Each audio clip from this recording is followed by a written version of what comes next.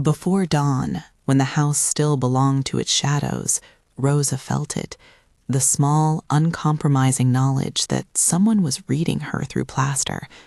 It came as a tremor along the seam where the salon wall met the servants' corridor, like a breath pressed thin against lime and adobe. She paused with her palm on the warm rim of a chipped clay mug and listened for nothing and everything. A lifted shutter, the slide of a foot along flagstones, the faint metallic scrape that might be a key, or only the house remembering itself. Rosa had learned, over decades of answering footsteps and waking before light, the difference between a house's ordinary noises and the ones that sought to be seen. The fogón hummed its steady, slow warmth beneath her hands, a pot of lard pooled shimmering on the edge of the hearth. The tortillas were folded between cloths, still breathing steam. She smoothed them with fingertips that knew the precise rhythm: press, stretch, pull, turn. Her hands told stories the rest of her kept tight. There was a small oval photograph tucked under the hem of her smock, kept there as if the glass could hold a life steady against the house's appetite for other people's names.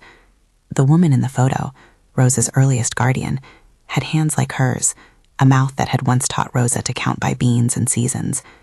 Rosa touched the edge of the photograph as if proof might need polishing. The seam on the wall had a thumb smudge, faint as a memory.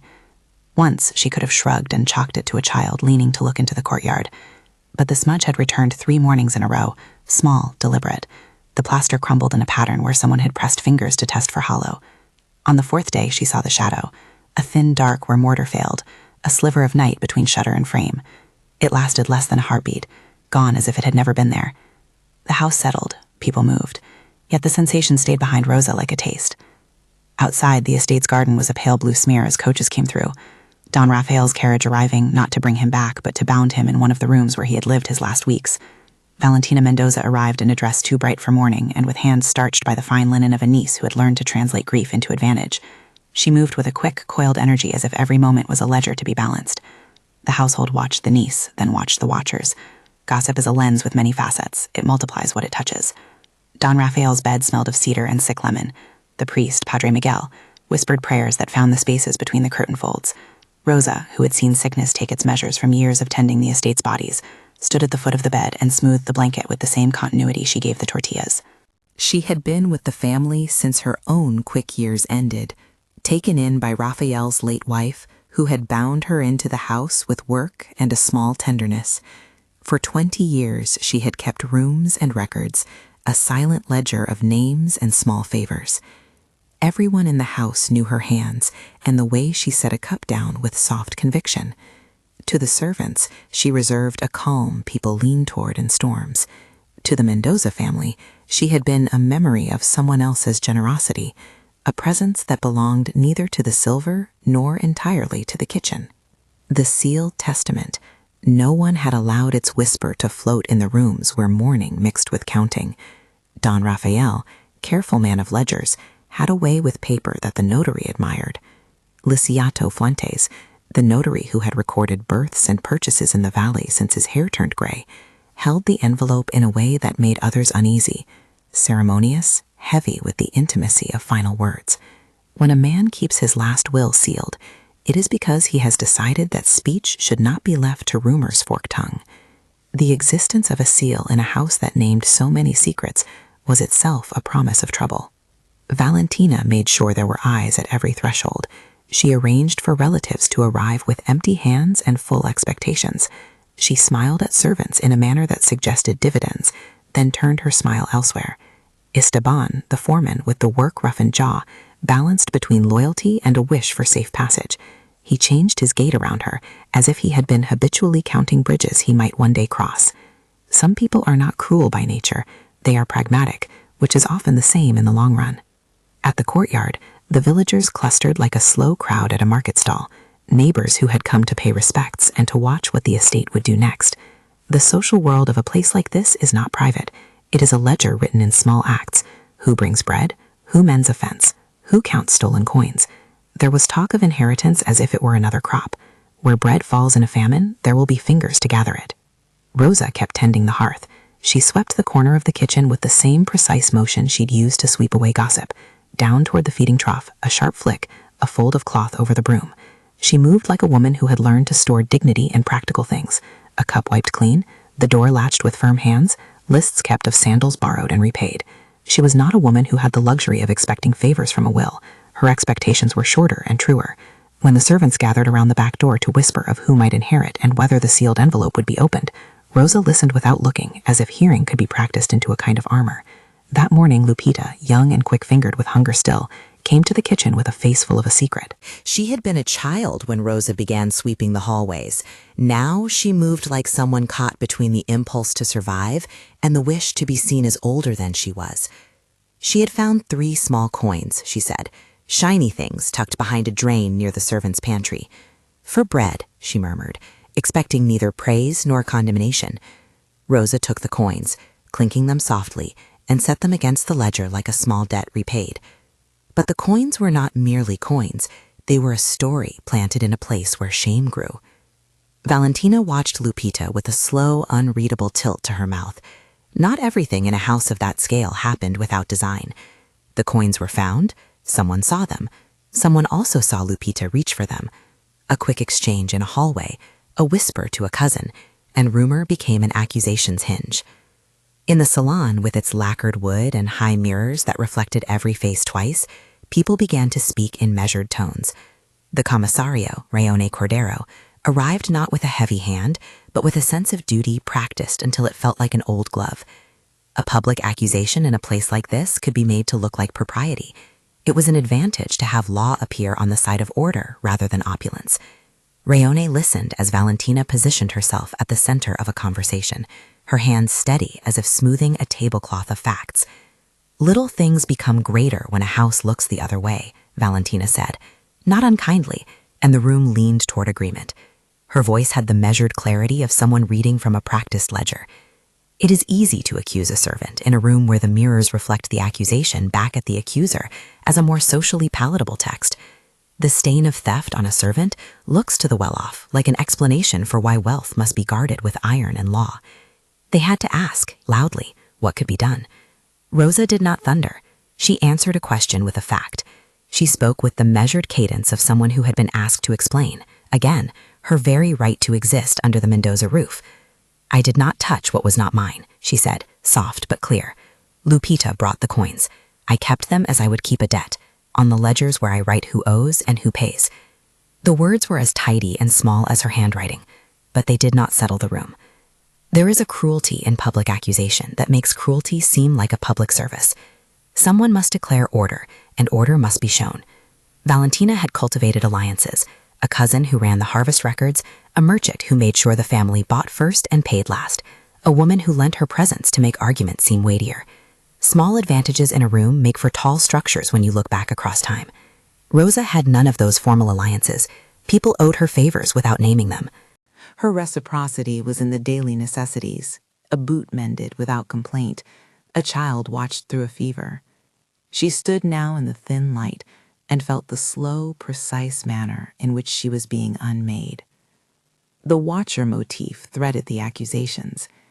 People began to bring up the seam at the plaster, the small missing hinge on a shutter, the night someone had seen a face passing behind the servants' corridor. We can't have spied coins lying about, Valentina intoned. A house should not have thieves who think they stand in our shade. Her reading of the house's dignity turned the servants into a set of problems that could be solved with exile. One afternoon, the commissario called for an inspection. He asked the servants to empty their pockets and their boxes, to disclose debts and receipts. He moved with the practiced politeness of authority. Esteban stood at the edge of the crowd like a man who had been waiting to be relieved of a weight. He kept his eyes on the ground as if the law had trained him in the patterns of self-preservation. Lupita's face folded into a plea that needed no voice. She was small, and there would be bread later in the day she could not predict. When the coins were shown in the salon, someone clucked in approval at how neat the tale had become. They were shiny, placed on a tray to prove their existence. Valentina let the implication hover. If coins had been taken, someone must answer. The servants glanced among themselves like figures in a crowded theater, measuring how a plot would end. Shame, once flung into a courtyard, rarely returns folded. Rosa was asked to step forward. She felt the room small, as if the walls themselves leaned in, listening for a confession they had already imagined. She moved with the quiet of a woman who looked at the world as if it had a list of repairs. "I kept them," she said again, only a whisper now. "They were for Lupita. I recorded them." The notary's ledger was a place where Rosa's handwriting sometimes lived. She had recorded births and deaths and small handshakes. But in the salon of the Mendoza family, the written line is porous. Laws can be read and rewritten under pressure. There was an accusation then, a quiet, shrewd word from someone who wished to keep their own hands clean. "Evidence," Raoni said, and he laid a hand over the tray of coins, as if to seal an observation with gesture. The gesture was meant to look legal. It was meant also to make guilt feel inevitable. The village's hunger for an outcome made nimble the imagining of how a servant's need could become a household crime. Shame is practiced by those who practice discretion. Valentina, with her bright dress, moved like a curator arranging objects so that no one would look too long at the walls behind. Accusation pulls at people's loyalties. It offers them a choice to be on the right side of a story. In a house with servants, it is easy to perform propriety against the servant's face. Even easier to pretend that discipline is the only language of survival. Rosa was forced from the house that night with a small bundle. They took from her the keys she had kept on a brass ring for years, keys that fit no longer only cupboards, but the memory of nights spent locking rooms against damp and worry. She left with the clay mug wrapped in cloth, and the photograph tucked inside it, as if the image needed both protection and warmth. The practice of taking a woman's keys is to make clear where power resides. When that happens, possessions are less important than the signaling. They said she would return if the notary found cause. They said the house must protect itself. As she stepped out into the courtyard, neighbors watched with a peculiar mix of curiosity and approval. The children were hushed by the gravity of grown people deciding another's place. In the night, the house seemed larger, its lamps throwing long shadows that made the seam at the plaster look like a place where eyes might rest. Rosa did not cry. She had learned to carry what was necessary in her hands and leave the rest as a bill to be paid later with work. The photograph slipped in a way that let her thumb find the curve of the woman's jaw, as if feeling a person through glass could be a sacrament. Outside the gates, the world smelled of dust and horse sweat, of an evening that had not been rearranged despite the house's drama. The village knew how to keep time. The market would open in the morning, and so would the shop that mended oxen harnesses. People would come with bowls to be filled. Rosa walked with her chin lifted, as if the act of moving could be a kind of proof. She would live for a while in the small room at the edge of the carpenter's yard, where the owner allowed a woman in trade for mending a chair. It was a room with a window that looked over a ditch, and a wall where plaster peeled in long strips. It was close to the estate, close enough to hear the voices and still maintain a distance a woman in her position must keep. Inside the Mendoza house, the notary held the sealed testament like a small animal. His fingers moved with ceremony, as if wax and vellum were the body of law. Liciato Fuentes had been a man of rituals. Ink fountains lined in his office, careful signatures that made purchases into obligations, wills into the law of what must be respected. He lived with the handshake between ink and paper. The envelope, stamped with Don Rafael's crest and sealed in red, was strict in its silence. He kept it in a drawer with other envelopes that belonged to people who had tried never to leave any dispute unresolved. That night, while Rosa slept in a chair in a room whose window could not keep out the call of roosters, Liciato went home with the envelope in his satchel. He walked along a road where lamplight made puddles of gold, and where each household silence seemed a separate breath. The seal felt heavy against his ribs, and he remembered the way Don Rafael had once tapped him on the hand with a smile that said, "Contracts were a kind of prayer." The deed of a man who had guarded his name should be read in a place where law could be held without the pressure of rumor. Yet the notary also knew that sometimes a sealed testament is less shelter than a match. It can set the air alight if the wrong people strike it. It was then that the watcher made itself more than an intuition. Liciato paused on the bridge near the river and felt a glance move over his shoulder like someone tracking his steps.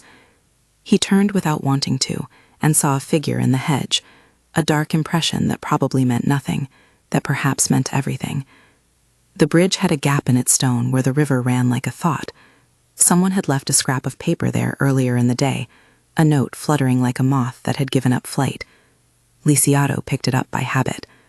On it was a single name, written in a hand he did not recognize, addressed to someone he could not identify.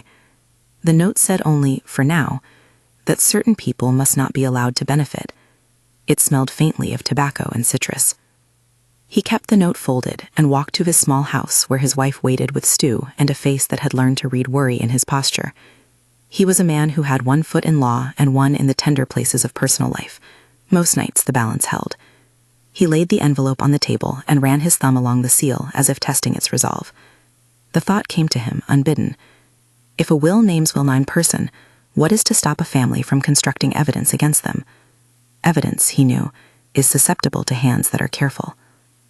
Rosa, in her small borrowed room, washed her face with water stored in a clay bowl and set the ceramic to dry on the windowsill. She smoothed the cloth over the tortilla she had kept for morning and counted in her head the names of the people who had once brought her bread. She thought of the seam in the plaster and the shadow that lingered like a wound. She hummed an old song her guardian had taught her, a tune made of the cadence of hands and weather. In the melody she found a stillness that was neither hope nor defeat, but the method by which people keep their edges sharp enough to act. Over the next days, the house's rhythm became a public record. People came to see if the notary would open the sealed will, and Valentina's presence grew more frequent at the gates. She placed herself at the center of every conversation, small gestures arranged like weights in a scale. She had learned the look of being in motion. A niece's grief becomes a kind of management when handled with enough polish. She addressed certain friends with the kind of softness that hides the edge of a plan. "We must protect the interests of the household," she told them with small, effective inflection. "We must ensure that what Don Rafael built is preserved. It is not always the loudest person who wins a fight for inheritance. Sometimes it is the one who knows which rooms to stand in, which hands to touch, which seams to press." Valentina moved like a woman who had practiced the geometry of advantage. Rumors became precise accusations when a servant's bundle was found to contain a coin, while the servant's pantry was searched without a proper case being made for theft. Once any small transgression is found, those who want it to be a case will assemble a pattern of guilt. Esteban began to say things he had once kept to himself, that he had seen Lupita carrying that coin the day before, that he had seen a shadow by the servants' corridor at dusk. Other voices chimed in, some out of conviction, others out of a desire to belong to the winning side. The village's appetite for an outcome sharpened. Now the question centered less on what had been taken and more on who could be made an example. Rosa asked for witnesses. She requested a simple thing: let the notary read the sealed testament in an open room where recorded papers could challenge whisper. This is where Rosa's understanding of law separated her from the accusations. She had long worked with accounts. She knew how recorded measures could be used to prove what rumor could not. "If there is a will," she said in a voice that never shouted but never surrendered, "let it be read where it can be seen." Valentina's smile thinned. "The will is properly sealed," she said. "We must respect Don Rafael's privacy. The notary will open it in time, and we must allow the household to grieve." Her answer was the sort of answer that preserves the balance between decorum and delay. Delay is a tool as sharp as any blade. The notary, at this point, became the place where private intention and public right met. Lisiato balanced his duty to the dead with the knowledge that the living would fill any silence with their own stories. He knew, too, that a will read in a salon should be read with witnesses and with ink set down in an official book. It is easy to hide action behind ceremony. He looked at the red wax on Don Rafael's envelope and thought of the thumb smudge on the wall that suggested the presence of another observer. In the town, small patterns repeat into larger truths. Where there are cracks in plaster, there are also cracks in trust. When the day for the notary's formal visit was set, it was given the ritual of importance. People were asked to be present in the salon. The priest would be there to witness. A clerk from the town would sit with quill poised. Rosa watched from the servant's steps as if her presence could itself be a fact the law would consider. She kept her photograph under her blouse and felt its weight like a pivot. The watcher became more than a private suspicion. In the corridor, a seam that had once simply been a flaw now contained the memory of a shadow. Old servants, who had seen many such shapes, began to sprawl stories of faces glimpsed behind shutters. Some said it had been a boy who liked to see how lamps cast shapes. Others hinted at a more deliberate figure, someone who had practiced the art of being unseen. The stories gathered like rain in gutters. Gossip is amphibious. It moves wherever it is needed to make land. On the evening before the notary's arrival in the salon, Rosa could not sleep. She sat on the small bed in the room she had been given and held the photograph until the edges of the glass grew warm from her palm. The clay mug sat in the window, dry and waiting like a thing that had known how to be kept. The house across the way was a dark mass, its shutters reflecting nothing of the watchful eyes it contained. She breathed slowly, measuring what she must do next. She had an idea. Bring to the notary, quietly and with ceremony, the receipts she had kept for years. Small paper, patient handwriting, names of laborers and their wages, dates of repairs, sacks of seed bought on credit and paid later. These were not proof of innocence. They were a currency of truth in a world that often preferred rumor. If the law could be made to speak with ink and signature, then rumor might lose its advantage. The morning the notary was to come, the house filled with a low, expectant hum, the sound of people arranging themselves to be seen in a certain light. Valentina wore a different dress, one of deeper black, as if the darkness itself needed a podium. Esteban's jaw set in lines of someone who would later ask absolution for his part. Lupita kept out of the room, her face a map of someone learning that survival sometimes involves a different geography of courage. Rosa met Lisiato at the door when he arrived, his satchel at his side and the sealed envelope under his arm, as if a small animal were pressed to his chest. He looked at her with a quiet that was not uncaring, the look of a man who knew what law must be and what rumor might do. He said formally that the will would be read. He did not smile. The weight of the envelope seemed to make him appear older. They set chairs into the salon with hands that arranged witnesses like pieces on a chessboard. Padre Miguel took his seat, his robes a ribbon of measured gray at the front. The clerk set his ink ready. The servants, some forced into attendance, stood at the back like facts waiting to be acknowledged. The townspeople filled the corners, whispering. The air held the scent of too many perfumes and of something older, the smell of a house that had kept much and was now deciding how to give it away. Rosa clasped her hands in the quiet. The seam at the plaster was visible now from where she stood, thin, a hairline crack that suggested a division not only of walls, but of how the house held truth. If she had been able to place names on all the faces that had ever looked through it, she might have felt less alone, but names are often the last thing to come when an accusation is already in gear. She breathed and thought of the ledger entries she would make if given the chance. She thought of the small clinic she might petition for the workers, of a school perhaps for the children of those who kept the house and never sat at its table. The seal was heavy in the notary's fingers. A blade gleamed when he produced it to cut the wax.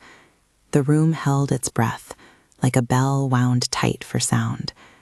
Outside, a child began to play at the gate, a small note in a world poised for louder measures. And then a shadow moved along the corridor seam, almost as if someone were tracing old habits, as if the house were reminding all who lived in it that nothing that exists in a room is ever truly private. Rosa felt the movement as clearly as anyone who has watched the hand of a clock and felt time change. She did not look away. She had learned to live with the knowledge that people watch houses, and that houses, in their turn, keep watch on those who live within them. She was ready to have paper speak for her, if paper would, to let ink weigh where rumor had once been enough. She tightened her fingers around the small photograph until the edges left a crescent on her palm. The blade lowered over the wax. The room bent towards its future with an appetite both tender and inevitable. The blade kissed the wax, and the sound it made was less a noise than the loosening of a held breath. A thin, perfumed curl of smoke unfurled where the wax split, and the envelope sighed as if a thing relieved to be opened at last. Lisiato's hands were steady. The room leaned in. Rosa felt a small, steady pulse at her throat, the same sensation she had when a pot was close to boiling. Not alarm so much as the knowledge that something would change. The notary drew back a corner of the paper and unfolded the pages within like a map. Don Raphael's handwriting moved across the vellum with the careful slant of a man who had measured his days in ledgers and promises. Lisiato cleared his throat, and began to read in the formal voice that had made ink feel like law. Names fell into the air, some familiar, others like stones rolled from a riverbed, each one wet and new. To Rosa Hernandez, Lisiato read, and the room tilted. The name itself, pronounced in that deliberate tone, had the weight of a bell. Whom I have known since childhood, whom I raised by the care of my late wife, and whom I have loved as the daughter I did not father, I bequeath my share in the house at the orchard, and a sum sufficient to establish a small clinic for the staff. I name her co-manager of household affairs, with authority to inspect ledgers, supervise rations, and petition for the welfare of those who labor in my employ. A silence that felt like a held hand fell across the salon. Valentina's face went white at the mouth, and then, while her eyes still practiced a controlled shock, her mouth found its old learned lines of outrage. It was a thing she had rehearsed for other audiences, grief that moved like an accusation, and anger that dressed itself in propriety. Around her, some nodded, others blinked rapidly, as if their faces were adjusting to the light. Lisiato read on. The testament carefully stated that those who had been witnesses to Don Rafael's closing days should be considered in truth, and that any disturbance to the wills, or any acts to suppress the rights described herein, would be punished by restitution and public censure. It was a clause wrapped in the same exacting language Don Rafael had used in life, a small law to keep rumor from growing teeth. The room swelled with questions that felt too private to speak aloud. Valentina stood. "This cannot be," she said, her voice cut like linen. "It is unseemly that such a thing be done in secret. There must be error." Her hands found a poem of gestures that signaled her indignation without collapse. "A man of business would not give his household to a servant. I ask for proof." Rosa did not move. Her face did what it always did in such moments. It made itself a plain thing. She thought with the swift arithmetic of a woman who had counted rice and time for years, of receipts and lists folded in her own chest. She had kept small records, as the household steward, of quiet tasks. In her pocket, the ink-stained slips of paper that were her history, or as possible proof as any oath. When a man's word went against rumor, paper could be a weight that tipped the scale back toward the truth. Lisiato brushed a hand across a page and spoke again. "The witnesses present will be asked to sign the reading, and any claims against this testament shall be made now, before witnesses, with proof." He looked toward the clerk. The clerk dipped his quill as if ink itself might seal what the room felt. Valentina seized the moment to marshal. She pointed at the tray with the coins, at Lupita's frightened face, and then at Rosa, as if arranging a line of accusation. "If this woman is to be treated as family," she said, fingers tightening, "we must examine how it came to be that servants behave as if entitled to take. There is no hush in a house where there is trust." The room smelled for a second of citrus and the faint iron of expectation. The watchers who had watched to see who would inherit had until now found appetite for a spectacle. The will read like an interruption in the play they had come to observe. The crowd exhaled slightly and drew closer. It was then that Lisiato did something none of them expected. He reached into his satchel and produced the small scrap of paper he had found on the bridge days earlier. He opened it slowly, the way one opens a face to read expression. There, in a hand not his, were 2 lines and a name. He read them aloud. "Makes certain the woman who stands by the hearth is not given what she has not earned." Some gasps were small, some contained anger like a tang of sour. Valentina's smile hardened. Her hand reached for a sleeve, as if to steady herself on the apparatus of outrage. "Who would write such a thing?" she demanded. "This is hearsay. This is a provocation." Lisiato raised his eyes. "It is evidence," he said. "I found it near the bridge where a messenger left it, and it bears the trace of tobacco and citrus. My guess is a person in the household, and if so, then that note is not an idle scrap, but a window into a plan." At the edge of the salon, Esteban's jaw worked. His shadowed face kept changing like something learning to tell truth in public. He had been the foreman for years, the man who kept the margins of toil lined up. He had also, in the hush of his own conscience, been counting his options. He had kept silence for many winters. His silence had not been sacred, only rusty. "Esteban," Raon said quietly, and the foreman felt the sound like a summons. Esteban's voice when it came was small and rough, like gravel moved in a hand. I was told to look after certain seams," he said. He looked at those around him. At Valentina, whose face had not yet broken, at Lupita, who trembled as if the long-held habit of small hands could not be unlearned by one confession. I saw a man there, asked to be there. He paid me a coin for watching the servants, for telling if anyone took more than they should. He said it was to protect the house. A shift moved across the room. The coin of confession was heavier than a common coin, because it had weight in people's conscience. Confessions change how a room perceives time.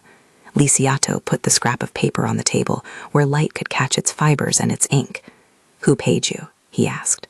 Esteban's eyes fell and then raised like a man who had been taught not to look someone in the face when the word name might burn. "Valentina's cousin," he said. And then he said the name because truth made him do what fear had kept him from doing. "Pedro Almagro. He came twice.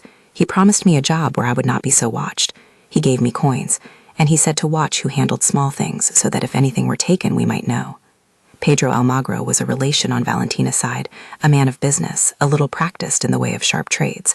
He had been seen in the house in the days between Don Rafael's sickness and his death, bearing condolences and a bag that might have held papers. The room turned eyes to Valentina. She reacted as many do when the net tightens, denial dressed as indignation. "This is slander," she said. "Esteban is a man who has always had debts. He takes what he is given to save himself. This is no proof, only his desire to be free of blame." But Rayon, who had listened to the slow accretion of details, who had seen how rumor gathers up the half-true and shapes it into a weapon, moved with the steady authority of a man who had been taught to read both law and shame. "We will search," he said. "We will seek any sign of exchange. We will call witnesses. If this was staged, there will be more." Lisiato took from his satchel another piece of paper, the ledger Rosa had pressed into his hands when she met him at the door earlier, the small, patient record-keeping she had kept in her head and on loose slips of paper. He unfolded her receipts and read aloud some entries.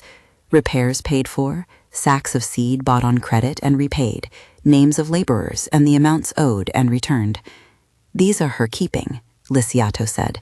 "They show the small acts she performed without the need to conceal them." He tapped a line where Rosa had written, in a careful hand, the notation of coins set aside for Lupita, the coins found on the tray. Valentina's cousin, Pedro, heard himself called, and for a moment he tried the elocution of innocence. "I did not pay anyone to spy," he said. "I came to offer advice and assistance." But the house keeps its own proofs. A footman who had been charged days earlier with moving a chest had noticed a scrap of wax on the hem of a servant's cloak, wax that matched the hue of the seal used by Valentina's extended household for private messages. A maid recalled that one night a pair of boots left mud at the threshold, and someone had let the dog out, creating an excuse for that seam by the corridor to be noticed. Small pieces assembled into a frame. Rayon asked Esteban to produce anything he had kept. The man's eyes darted as if past actions would now be held up to inspection. From a pocket, Esteban drew a worn glove, its fingers stained with dust and a faint smudge that might be wax or mud. His hands shook. "I hid payments," he said. "I was ashamed." He looked toward Valentina then, and for the first time, a tremor showed in the niece's composure. "They said it would be small. They said it would protect the house. They did not tell me I was to set a woman out." Valentina's lips pressed so thin they might have made a silence. Her hands, which had smoothed tablecloths and faked sorrow, began to finger the folds of the dress she wore. Her world, which had been constructed from the geometry of advantage, standing in the right room, speaking the right word, felt as if a draft had found its seams. She attempted then the strategy of the cornered, to speak so loudly and with such indignation that attention would scatter. "This is a conspiracy," she declared. "Rosa." But the testament itself, weighted by Don Rafael's hand and the notary's seal, had already given her fewer options. The crowd watched as the pieces clicked together like the turning of a key. A messenger who had carried goods into the house a week before came forward and said he had been asked to leave certain coins at the drain by someone who had a way of slipping in like a shadow. The messenger, with eyes that did not enjoy being the pivot of a story, placed his hand on the tray and identified the coins. The pattern became clearer. Coins left where servants would find them, a watcher to see if anyone took more, accusations then arranged as if choreographed. There was a smaller, quieter moment. Lupita, who had stood at the edge of the room like a child in a chapel, came forward. Her voice was thin but steady. "I took the coins for Gred," she said. Rosa told me to take them if needed because she would record it. I did not steal. I took them because my mother asked for medicine and I could not wait. She looked at Rosa, and Rosa's eyes were an answering shore of steadiness. Lupita's admission changed nothing of the legal fact. Rosa had not stolen, but it did shift the moral balance. Lupita's face registered shame and relief in the same flood. To confess was to step away from the script written for her. Valentina's plan, such as it had been, had depended on two things: that people would believe a servant's need was theft, and that the gossip of the house would make any legal recourse slow or mocked. The will's reading made it neither slow nor muffable. The law, represented by ink and witness and the notary's slow reading, moved in a separate register than rumor. When rumor tries to become proof, it must be offered up to the same standards. That was the work Rosa had always trusted. Paper could return a name to someone if the will would.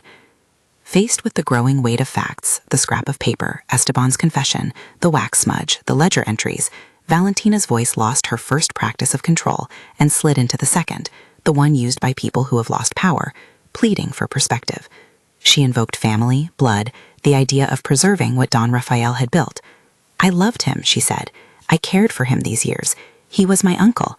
Her words no longer had the measured cadence of advantage. They were uneven and damp.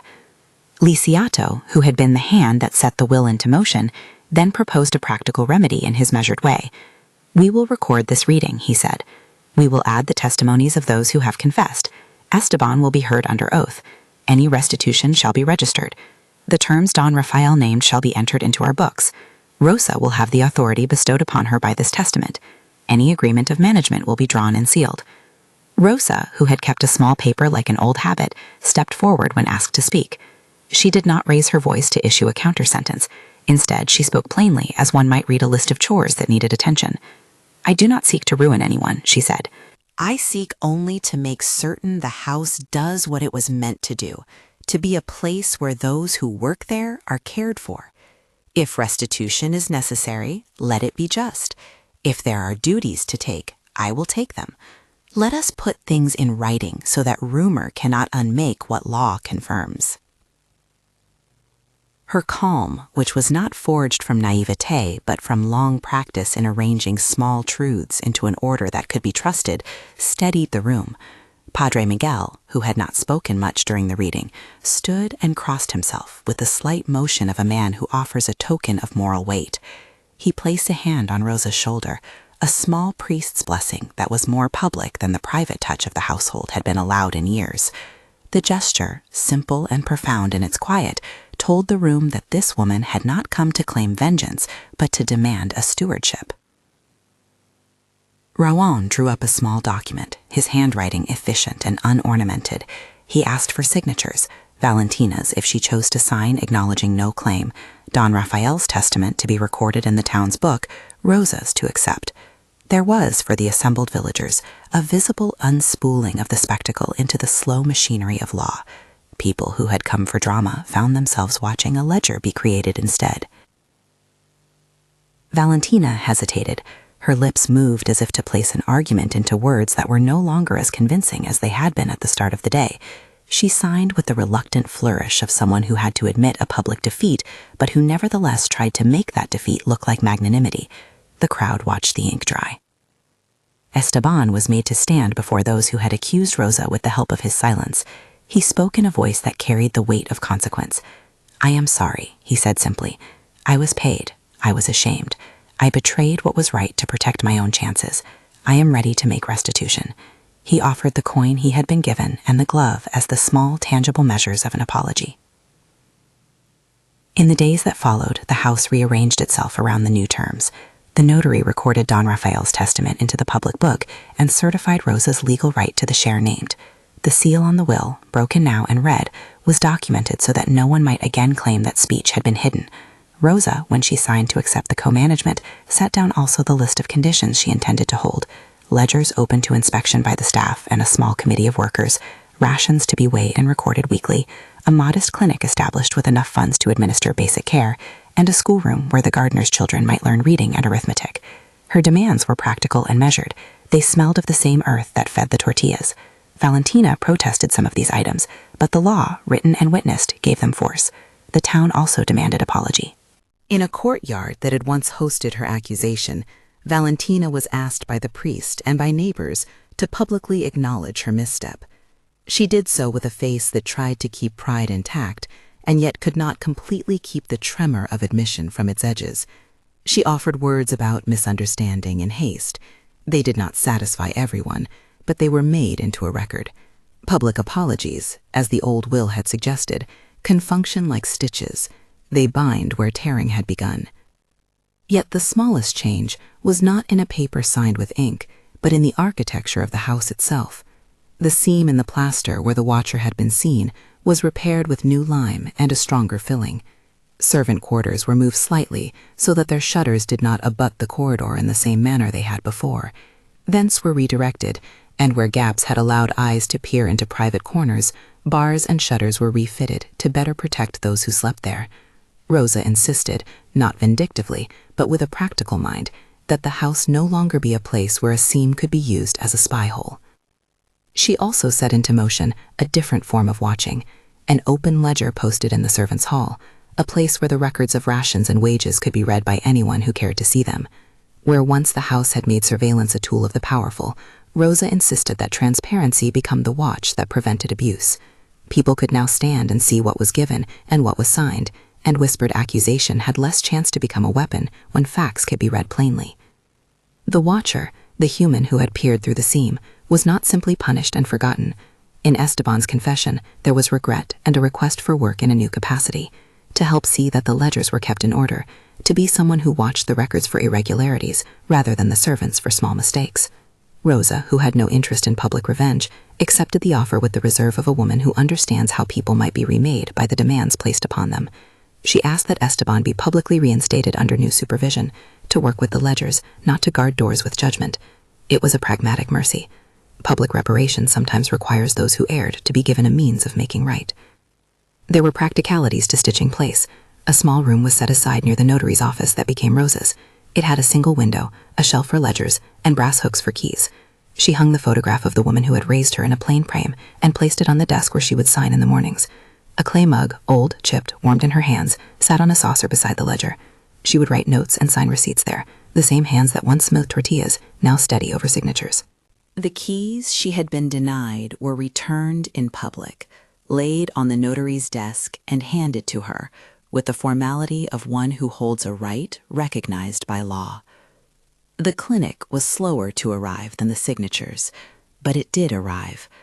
The sum named in the will, managed and dispersed under the joint oversight of Rosa and Lisiato, with a committee that included Padre Miguel and a representative of the workers, paid for a small room near the fields.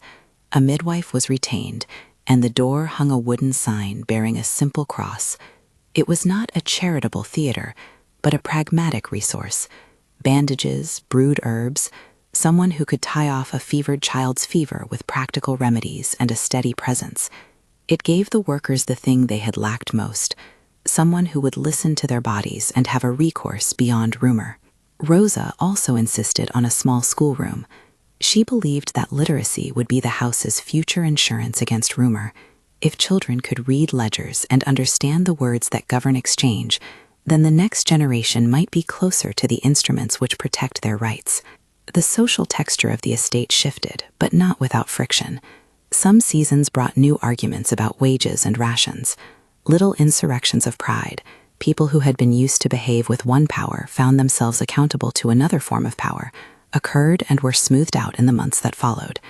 Rosa dealt with each with the same method that had guided her through sorrow and accusation. Clear record, measured speech, small kindnesses.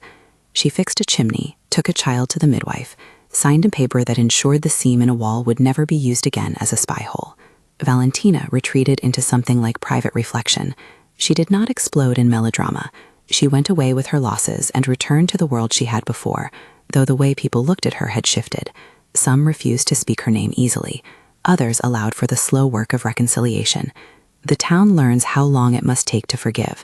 Forgiveness is rarely instantaneous, but laws sealed with ink and public records provide a scaffolding upon which reconciliation can be built when all parties are willing.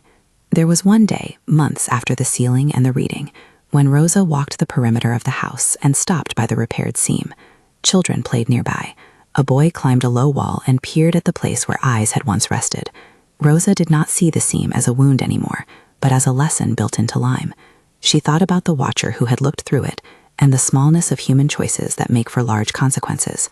She did not suppose that the act of being watched never happens anymore. People will always look, but she believed, now more than before, that what is looked at can be made transparent. Esteban came up to her then, his hands calloused and his face sun-creased.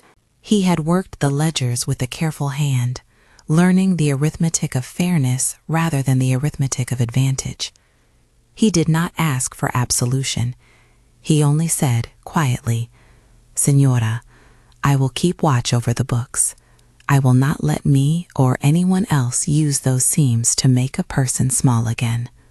Rosa looked at him and saw the honest shape of someone who had been remade by the accountability of law and by the work of public contrition. "Then keep them true," she said.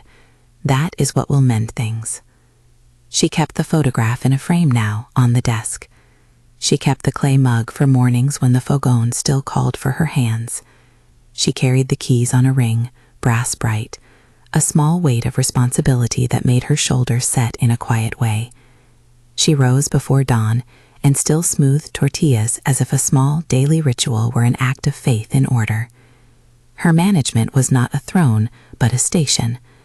Her decisions were often mundane, adjusting rations, negotiating how funds should be spent on the clinic, but they were the slow work of making the house as much of a community as an estate could be. In the evenings, she logged the ledgers with neat, careful hands. Names were written, amounts recorded, signatures were placed where they had to be. She sometimes invited a worker to the small office to read the records together, to teach a man or woman how to read a number so that in the next dispute they could not be easily dismissed. Children came, yawning, to the schoolroom to learn the alphabet. The midwife's chair filled with women who needed medicine and a steady eye. The room smelled of herbs rather than fear. Once, near dusk, Rosa paused at the doorway as light thinned. She saw across the courtyard a figure pause at the old hedge and then hurry away. The seam in the plaster might never again be a place to press a thumb and watch, yet the instinct to watch would remain in the world, for better and worse. She did not let the sight prick her the way it had before. Instead, she turned and wrote the name of a new purchase on the ledger, additional supplies for the clinic. She signed it with a steady hand.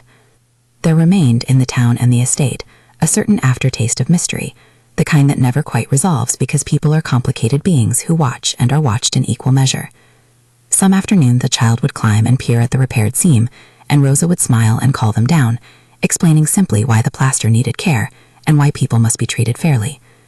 The story of the watcher lived on in small conversations, a lesson used to remind that suspicion without proof is dangerous, and that law, when used rightly, can restore not only property but dignity.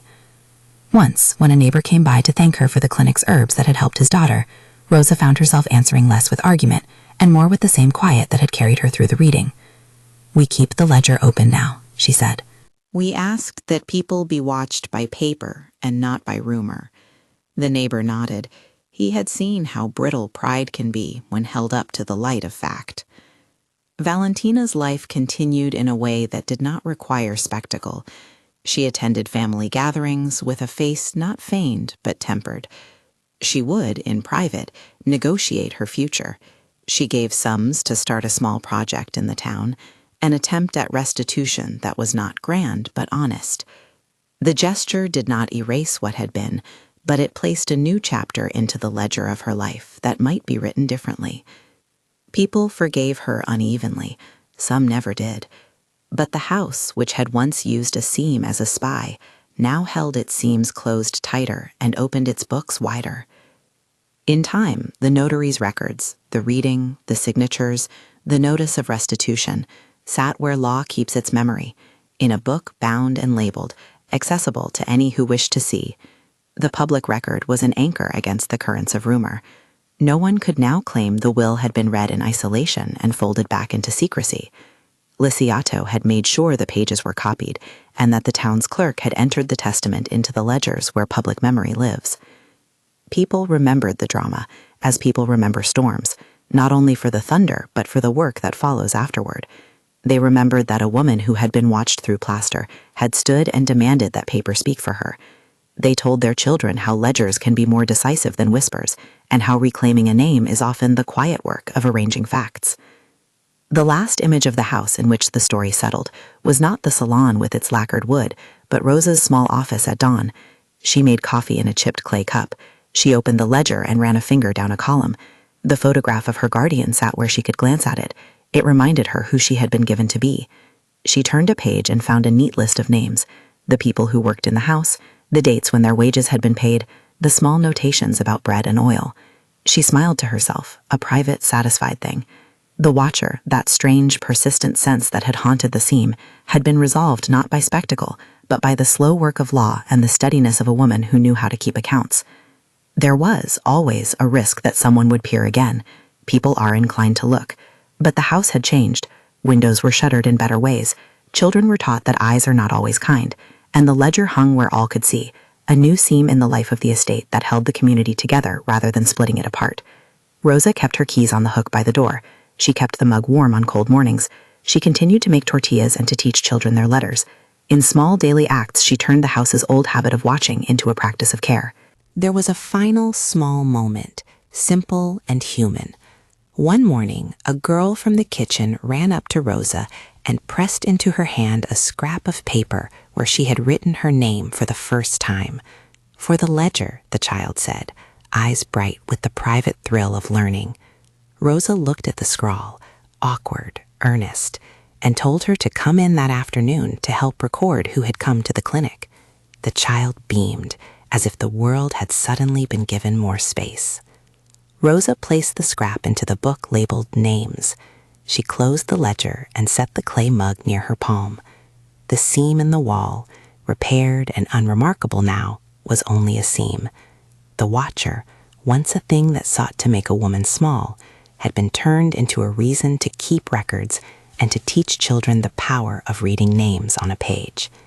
Justice had not come like a trumpet. It had arrived like a hand that returns keys and like a ledger that will not be erased.